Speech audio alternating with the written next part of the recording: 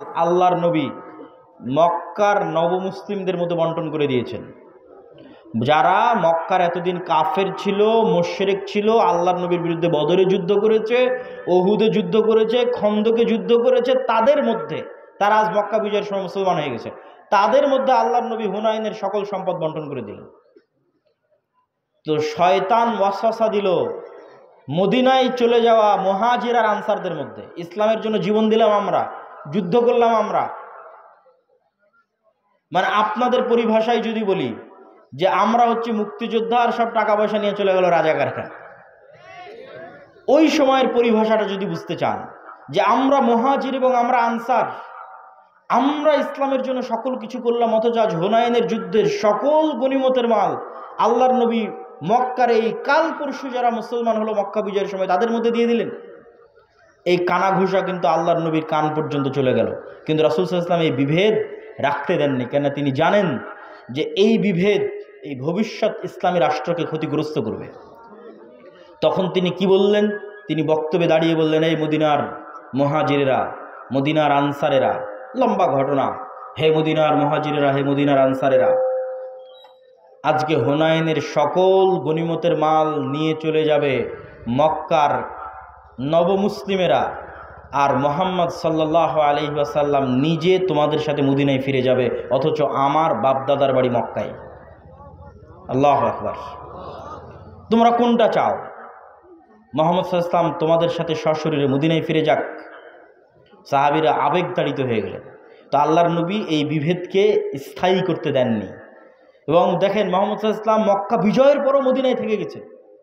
এখন তো মক্কা বিজয় হয়েছে, ওনার শৈশবের স্মৃতি বিজড়িত শহর মক্কা, কৈশোরের স্মৃতি বিজড়িত শহর মক্কা, যৌবনের স্মৃতি বিজড়িত শহর মক্কা, এখন তো মক্কা বিজয় হয়ে গেছে, তার অধীনস্থ তিনি মদিনা ছেড়ে দিয়ে মক্কা আসতে পারেন। কিন্তু তিনি বললেন মুহাম্মদ সাল্লাল্লাহু আলাইহি ওয়াসাল্লাম নিজে ফিরে যাবে মদিনায়, আবার ধন সম্পদ দিয়ে দিলেন নবমুসলিমদের, তিনি ঐক্যটা রক্ষা করলেন।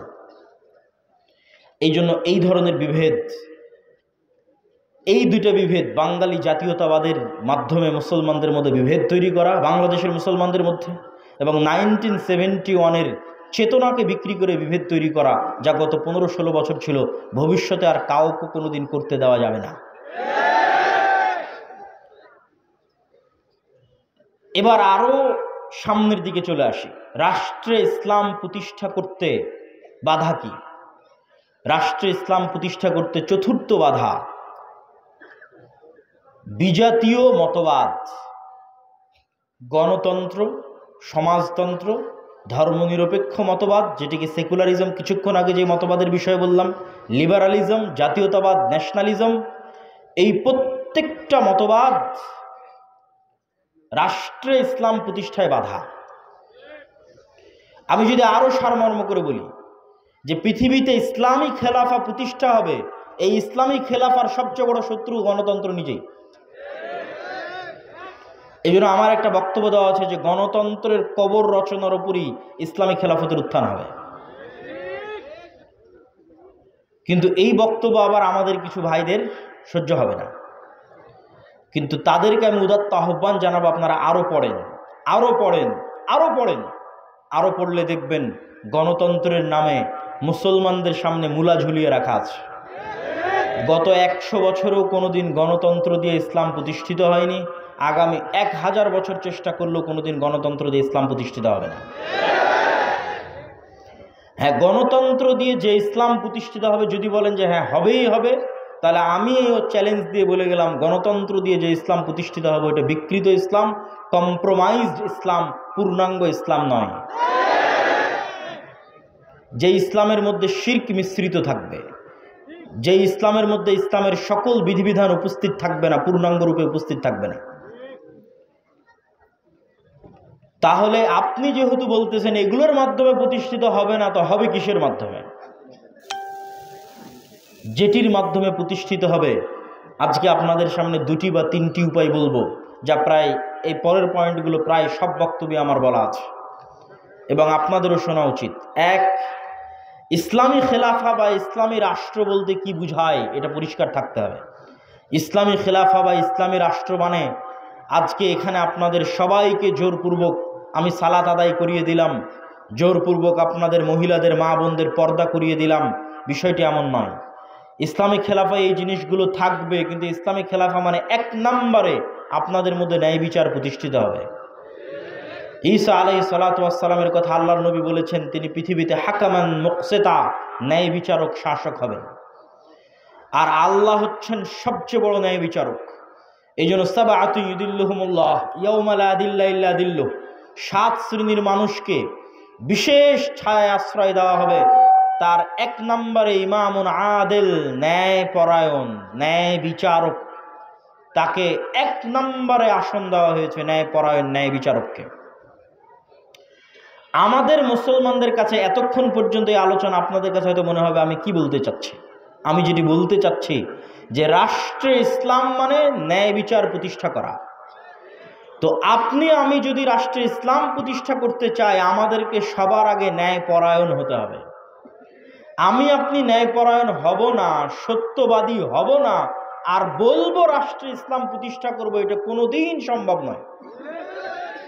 তো আপনি কি বলতে চাচ্ছেন আমরা মুসলমানেরা ন্যায়পরায়ণ নই, সত্যবাদী নই? জি, আমি এটাই বলতে চাচ্ছি আমরা মুসলমানেরা নামাজি, আমরা মুসলমানেরা হাজি, আমরা মুসলমানেরা দানবীর। বাহ্যিক ইসলামের যত বিধিবিধান আছে প্রত্যেকটা বিধিবিধান মানতে আমরা এক নম্বরে আছি। যেমন আজকের জালসা সম্মেলনে এসেছেন কোরআন এবং দ্বীনের কথা শুনতে, এটা অনেক বড় একটা গুণ। অবশ্যই আপনি নেকি পাওয়ার নিয়েতে এসেছেন, কিন্তু দেখবেন এই জালসার প্যান্ডেল থেকে মোবাইল চুরি হয়ে গেছে, দেখবেন মসজিদ থেকে স্যান্ডেল চুরি হয়ে গেছে। তাহলে জাতিগতভাবে আমার এবং আপনার মধ্যে কোনটার অভাব? জাতিগতভাবে আমার এবং আপনার মধ্যে নামাজের অভাব নাই, দানের অভাব নাই, হাজি উমরাকারী ব্যক্তির অভাব নাই, কিন্তু সত্যবাদী হবে, ন্যায় পরায়ণ হবে, এরকম মেরুদণ্ডওয়ালা একটা প্রজন্ম আমাদের মধ্যে নাই। আপনি আমাকে যদি এখন রাষ্ট্রপ্রধান করে দেন, আমিও বাংলাদেশ চালাতে পারবো না, কেন বাংলাদেশের প্রত্যেকটা সেক্টরে দুর্নীতি আছে। ওই সমস্ত দুর্নীতিবাজ সচিবেরা, মন্ত্রীরা, ওসিরা, ডিসিরা 1 সেকেন্ড আপনাকে রাষ্ট্র চালাতে দেবেন, আপনাকে উৎখাত করে ফেলে দেবে। তাহলে আপনি এইরকম দুর্নীতিগ্রস্ত একটা কাঠামোর মধ্যে বলবেন আমি ইসলাম প্রতিষ্ঠা করব? আপনাকে একদল সৎ ন্যায়পরায়ণ প্রজন্ম আগে নিয়ে আসতে হবে। যে সৎ ন্যায়পরায়ণ প্রজন্ম টাকার কাছে বিক্রি হবে না, চাপের কাছে বিক্রি হবে না, তার দায়িত্বের আমানত রক্ষা করবে মৃত্যু হয়ে গেল। এটা হচ্ছে সৎ এবং ন্যায়পরায়ণ। এতক্ষণ হয়তো রাষ্ট্রীয় পর্যায়ে বললাম, এই জন্য আপনারা খুব ঠিক বললেন। আমাদের ব্যক্তিগত জীবনে যদি আসি, তাহলে কি হবে দেখেন। আপনারা যারা আজ পুরো গাবতলীতে জরিপ করেন, পুরো বগুড়া জেলায় জরিপ করেন, পুরো গাইবান্ধাতে জরিপ করেন, যে কতজন পিতার মৃত্যুর পর তার সন্তান পিতার সম্পত্তিতে বোনকে ন্যায়ের সাথে ভাগ দিয়েছে, জরিপ করেন। আপনারা যারা সামনে উপস্থিত আছেন তারা প্রশ্ন করেন, আপনার আশেপাশে তাকান, পাড়া প্রতিবেশীর দিকে তাকান, কল্পনা করেন কতজন তার পিতার মৃত্যুর পর পিতার সম্পত্তিতে বোনকে ন্যায়ের সাথে ভাগ দিয়েছে। একদল তো আছে ভাগই দেয়নি, কেউ যদি দিয়ে থাকে তাহলে বগুড়ার জলেশ্বরী তলার জমিটা নিজে নিয়েছে, আর বগুড়ার যেটা সারিয়াকান্দির নদীতে ভেঙে আছে ওটা বোনকে দিয়েছে।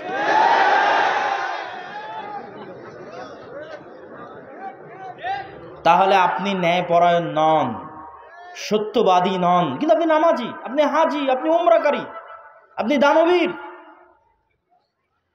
তাহলে আপনাকে দিয়ে কখনোই আল্লাহ সুবহানাহু ওয়া তাআলা রাষ্ট্রে ইসলাম প্রতিষ্ঠা করবেন না, কেননা আপনি রাষ্ট্রে ইসলাম প্রতিষ্ঠার যোগ্য নন। রাষ্ট্রে ইসলাম প্রতিষ্ঠা করার 1 নাম্বার শর্তই হচ্ছে আপনাকে ন্যায়পরায়ণ হতে হবে। ন্যায়পরায়ণ না হলে আপনি রাষ্ট্রে ইসলাম প্রতিষ্ঠার যোগ্য নন। কেন? আপনি রাষ্ট্র নেতা হওয়ার যোগ্য নন, দলের নেতা, দেশের নেতা, সমাজের নেতা, কোনো কিছুর নেতা হওয়ার যোগ্য নন। আপনি কিসের যোগ্য? গোলাম হওয়ার যোগ্য।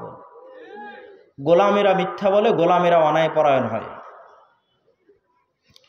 আপনি আরো জরিপ করেন, আপনাদের এই বগুড়া, গাবতলী, গাইবান্ধা অঞ্চলের কতজন মেয়ের বিবাহ যৌতুকের ভিত্তিতে হচ্ছে, আর কতজন মেয়ের বিবাহ যৌতুক ছাড়া হচ্ছে, জরিপ করেন।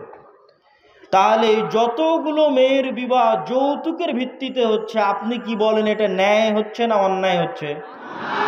অন্যায় হচ্ছে। কিন্তু ওই যৌতুকের বিবাহে যতজন উপস্থিত হচ্ছে, হাজি, নামাজি, ওমরাকারী, দানবীর, হুজুর, কাজী, সবই তো আল্লাহওয়ালা। তাহলে এই সমস্ত আল্লাহওয়ালা হাজি, নামাজি, কাজী যে যৌতুকের ভিত্তিতে বিবাহ দিচ্ছে, উপস্থিত হচ্ছে, দাওয়াতে যাচ্ছে, তাদেরকে দিয়ে আল্লাহ সুবহানাহু ওয়া তাআলা কখনোই রাষ্ট্রে ইসলাম প্রতিষ্ঠা করাবেন না। কেননা সে অন্যায় পরায়ণ। সে যদি আজ যৌতুকের সাথে আপোষ করে, কাল রাষ্ট্র ক্ষমতায় গেলে ও সবচেয়ে বড় দুর্নীতিবাজ হবে। মানে আমাদের মধ্যে যতজন উপস্থিত আছে, যারা বোনকে পিতার সম্পত্তিতে ভাগ দেয়নি, যারা মেয়েকে বিবাহ করেছে যৌতুক এবং ডিমান্ডের ভিত্তিতে, এবং এই ধরনের মানুষের সাথে সম্পৃক্ত অন্যায়ের সাথে জড়িত আছে, এরা যদি রাষ্ট্র ক্ষমতায় যায় তো গত 16 বছর যা টাকা পাচার হয়েছে এরা তার চেয়ে বেশি করবে। গত 16 বছর যা দুর্নীতি হয়েছে প্রত্যেকটা মুসলমান তার চেয়ে বেশি দুর্নীতি করবে। শুধু সে যায়নি তাই গালি দিচ্ছে যে ও দুর্নীতিবাজ ছিল, এত টাকা পাচার করে নিল, ও গেলে ওও করত। সম্মানিত উপস্থিতি, তাহলে আমরা মুসলমানেরা কি অবস্থায় দাঁড়িয়ে আছি? আমরা মুসলমানেরা রাসূলুল্লাহ সাল্লাল্লাহু আলাইহি ওয়াসাল্লামের ওই হাদিসের উপর দাঁড়িয়ে আছি যে হাদিসে রাসূল সাল্লাল্লাহু আলাইহি ওয়াসাল্লাম বলেছেন, সালাসাতুন মান কুন্না ফিহি বা আরবাউন মান কুন্না ফিহি, তিনটা বৈশিষ্ট্য বা চারটা বৈশিষ্ট্য যার মধ্যে থাকবে সে মুনাফিকান খালেসা, সে স্পষ্ট মুনাফিক। ইদা হাদ্দাসা কাযাবা, যখন কথা বলে মিথ্যা বলে, ওয়া ইদা ওয়াদা আখলাফা, যখন ওয়াদা করে ভঙ্গ করে, ওয়া ইদা তুমিনা খানা, যখন আমানত রাখা হয় তখন সে আমানতের খেয়ানত করে। তো কথা বললে মিথ্যা বলে, ওয়াদা দিলে ভঙ্গ করে, আমানতের খেয়ানত করে, মানে দায়িত্ব দেওয়া হয়েছে দায়িত্বের খেয়ানত করেছে। বাবা মারা গেছে, সম্পত্তি বন্টন করতে হবে, এই কাজটা আপনার কাছে আমানত। আপনি প্রতিষ্ঠানের প্রিন্সিপাল, প্রতিষ্ঠান আপনার কাছে আমানত। আপনি থানার ওসি, থানা আপনার কাছে আমানত। প্রত্যেক দায়িত্বশীলের কাছে তার দায়িত্ব আমানত। তাহলে ওই দায়িত্ব সে পূর্ণাঙ্গ রূপে বাস্তবায়ন না করে কম্প্রোমাইজ করেছে, মানে তারা সব কি হয়ে গেছে বলেন তো? বলেন না কেন, কি হয়ে গেছে? মুনাফিক হয়ে গেছে।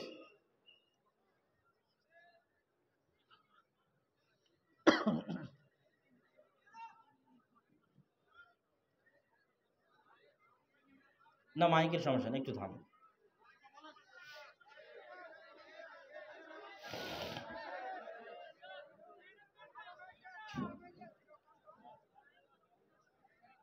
তো ইযা হাদ্দাসা কাযাবা, যখন কথা বলে মিথ্যা বলে, ওয়াদা করে ভঙ্গ করে, আমানত রাখা হলে আমানতের খেয়ানত করে, তাদেরকে আল্লাহর নবী কি বললেন? একটু জোরে বলতে হবে, কি বললেন? মুনাফিক। তার মানে পিতার সম্পত্তিতে বোনকে ভাগ দেয়নি যে সে কি? একটু কথা বলতে হবে, সে কি? মুনাফিক। যৌতুকের ভিত্তিতে বিবাহ করেছে যে সে কি? মুনাফিক। তাহলে এই সমস্ত মুনাফিকদের দিয়ে আপনি তাহলে প্রশ্নের পরের প্রশ্ন আসবে, এই সমস্ত মুনাফিকেরা নামাজ পড়ছে কেন? এই সমস্ত মুনাফিকেরা দান করে কেন? এই সমস্ত মুনাফিকেরা তাহাজ্জুদের সালাত আদায় করে কেন? কেননা গত 16 বছরে এমনও ছিল প্রশ্ন ফাঁসের টাকা আল্লাহ রাস্তায় দান করেছে। তাহলে আল্লাহর নবীর কথা অনুযায়ী সে মুনাফিক। কেননা প্রশ্ন ফাঁস তার আমানত, প্রশ্ন রক্ষা করা আমানত ছিল, খেয়ানত করেছে। আল্লাহর নবী বলছেন ও মুনাফিক, খাঁটি মুনাফিক। তো খাঁটি মুনাফিক কেন দান করছে? গত 16 বছর এমনও ছিল যে সবচেয়ে বড় দুর্নীতিবাজ সেও নাকি তাহাজ্জুদের সালাত আদায় করে, সবচেয়ে বড় খুনি সেও নাকি তাহাজ্জুদের সালাত আদায় করে। তাহলে সে যদি খুনি হয়, দুর্নীতিবাজ হয়, মিথ্যুক হয়, তাহলে সে তো মুনাফিক। শত OC, DC, SP, AC land, sub registrar সারা দিন ঘুষের লেনদেন করতেছে, 24 ঘন্টা ঘুষের লেনদেন করতেছে, তারা তার দায়িত্বে খেয়ানত করতেছে। তো দায়িত্বে খেয়ানত করার কারণে আল্লাহর নবীর ভাষা অনুযায়ী সে কি? মুনাফিক। কিন্তু এরা সবাই তো হজ করে এসেছে, উমরা করে এসেছে, নামাজ পড়েছে, মসজিদ মাদ্রাসার সভাপতি, প্রধান অতিথি, বিশেষ অতিথি, কি না সবকিছুতে আছে। তাহলে কেন দিনী কার্যক্রমে? মূলত তারা তাদের মুনাফিকি ঢাকতে আল্লাহর রাস্তায় দান করে, মুনাফিকি ঢাকতে হজ উমরা করে, মুনাফিকি ঢাকতে মসজিদে গিয়ে নামাজ পড়ে, কিন্তু আসলে মুনাফিক। কিন্তু মুনাফিকিটা যেন মানুষের সামনে ধরা না পড়ে, ওই মুনাফিকির উপর পর্দা দেওয়ার জন্য মুখে দাড়ি আছে, মাথায় টুপি আছে, নামাজের কড়া আছে, কিন্তু বাস্তবে মুনাফিক। তাহলে কোন মুসলমান স্বাধীন, কোন মুসলমান রাষ্ট্রের দায়িত্ব পাবে, কোন মুসলমান দেশ জাতিকে নেতৃত্ব দিবে? যেই মুসলমান এমত অবস্থায় সালাত আদায় করে, যে এমত অবস্থায় সালাত আদায় করছে যে ওই অবস্থায় সে মিথ্যুকও নয়, দুর্নীতিবাজও নয়, সত্যবাদী, শতভাগ সত্যবাদী, শতভাগ ন্যায়পরায়ণ, এমত অবস্থায় সে সালাত আদায় করছে, ওই সালাতের যে ক্ষমতা, ওই সিয়ামের যে পাওয়ার, ওই হজ, ওই ওমরা, ওই দানের যে পাওয়ার, ওই পাওয়ারে ও রাষ্ট্র ক্ষমতায় চলে যাবে। ওই পাওয়ার দিয়ে আল্লাহ পৃথিবীতে সব নবী রাসূল পাঠিয়েছেন। পৃথিবীতে আসা প্রত্যেক নবী রাসূল জন্মগত সত্যবাদী, জন্মগত আমানতদার, জন্মগত ন্যায়পরায়ণ।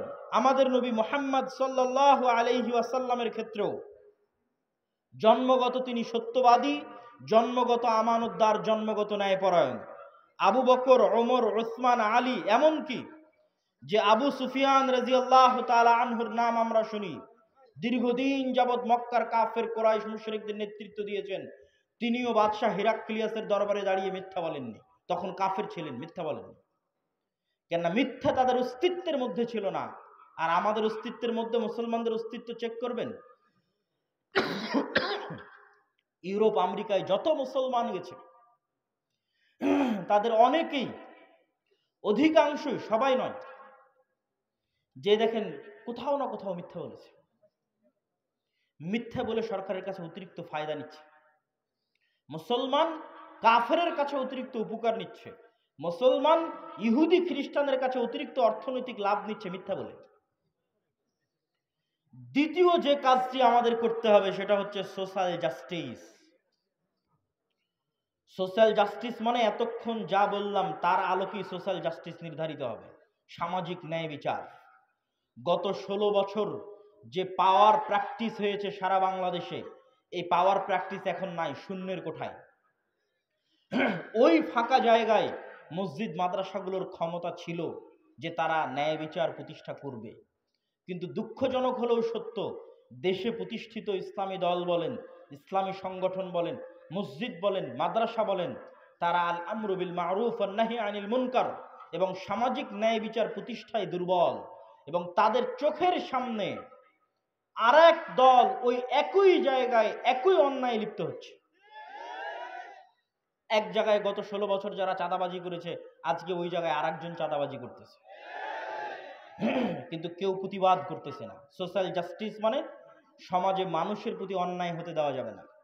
আপনি যদি রাষ্ট্রে ইসলাম প্রতিষ্ঠা করতে চান, রুট লেভেলে ন্যায় বিচার প্রতিষ্ঠা করতে হবে। কাকে প্রতিষ্ঠা করতে হবে?